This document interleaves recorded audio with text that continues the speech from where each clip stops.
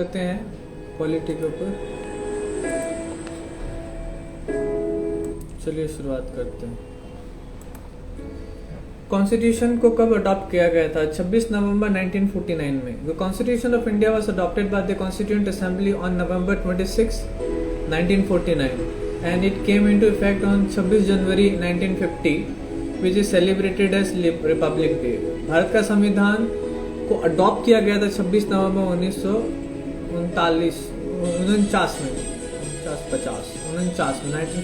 में।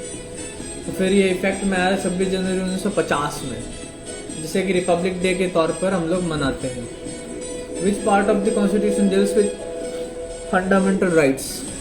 Part 3 deal करता है फंडामेंटल राइट्स के साथ।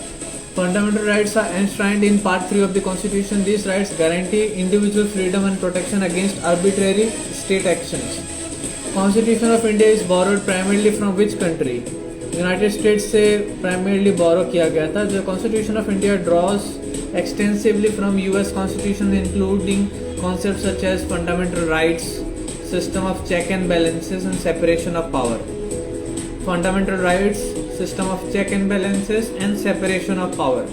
Which article of Constitution of India guarantees right to equality? Article 14 right to equality guarantee करता है equality before law and equal protection of law to all individuals within the territory of India.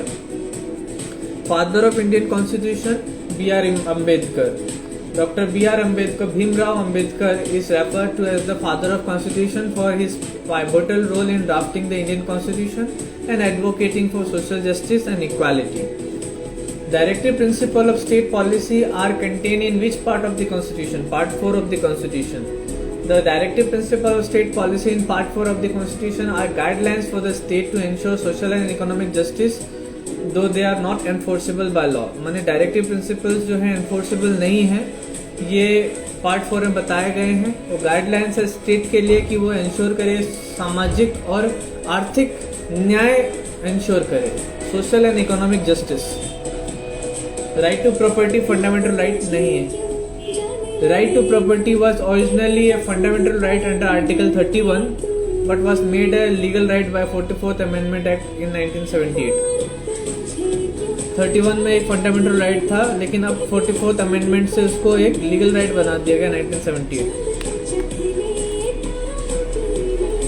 आज मैं थोड़ा सा जी ले तो चल चले। If you want to learn about AI, machine learning, or data science, this is the competition for you.